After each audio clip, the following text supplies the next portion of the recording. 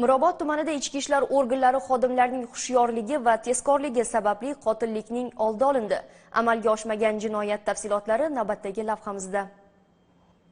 Mirobod tumani ichki ishlar organlari faoliyatini muvofiqlashtirish boshqarmasi 1-son ichki ishlar bo'limi hududida xizmatga jalb qilingan patrul post xizmati inspektorlari tungi soat 1:30 atrofida o'zlariga biriktirilgan mahallani nazorat qilib yurganlarida ko'p qavatli uylardan birining 3-qavatidan ayol kishining yordam so'rab baqirganini eshitib qoladilar.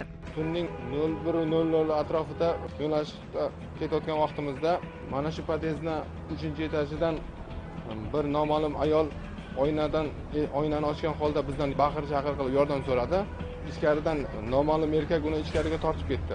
U ayolga ichkarida tomonidan tok urilganligini kuzatdik va zudlik bilan biz yordamga yetib borgan vaqtimizda eshik qulfligini ko'rdik va eshikni taqillatib ochishga harakat qilayotgan vaqtimizda ichkaridan noma'lum ayol eshikni ochdi. Eshik ochgan vaqtida noma'lum erkak ayolni bosh qismiga bolg'a urayotganini ko'rib, biz zudlik bilan vaziyatga to'g'ri baho bergan holda erkakni qo'lidagi sovuq qurolni olib tashlab, qo'liga qo'l kishanini taqib zararsizlantirdik. Ayolni bosh qismiga urganligi sababli boshidan juda qon ketib, yuzlari va ust qismlari, yelka qismlari qonligini ko'rdik.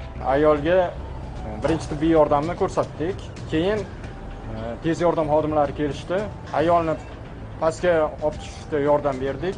Yaxshiki hududda xizmat vazifasini sergak o'tayotgan ichki ishlar organi xodimlari o'z jonini xatarga qo'yib bo'lsa-da tezkorlik bilan harakat qilib, mudhish jinoyatni to'xtatib qoldilar. Ayolim bilan mana shu oilaviy tushunmovchilik bir-birimizni hoziroq kelishmay oramizda mana shu xunuk voqea sodir bo'ldi.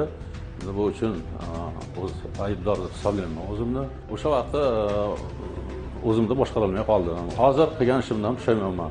Oltinko'l mahalla fuqarolar yig'inida mazkur jinoyat yuzasidan jamoatchilik muhokamasi tashkil etilib, mas'ul idora vakillari hamda bir guruh faollar o'rtasida vaziyatni keltirib chiqargan sabab va oqibatlar haqida turli fikrlar bildirildi. 25 yillik turmushi davomida hayotning barcha past-balandini birgalikda ko'rib kelayotgan oila boshlig'ining o'z ayoliga bu qadar shafqatsizlik qilishini hech bir sabab bilan oqlab bo'lmaydi. Mazkur holat yuzasidan O'zbekiston Respublikasi Jinoyat kodeksining 126.1 moddasi 3-qismi bilan jinoyat ishi qo'zg'atilib, hozirda dastlabki tergov harakatlari olib borilmoqda. Ichki ishlar organlari xodimlarining o'z vaqtida ko'rsatgan yordami sababli ayolning hayoti saqlab qolindi. Jinoyatchi esa panjara ortiga yo'l oldi. Uning xatti-harakatlariga qonuniy baho beriladi.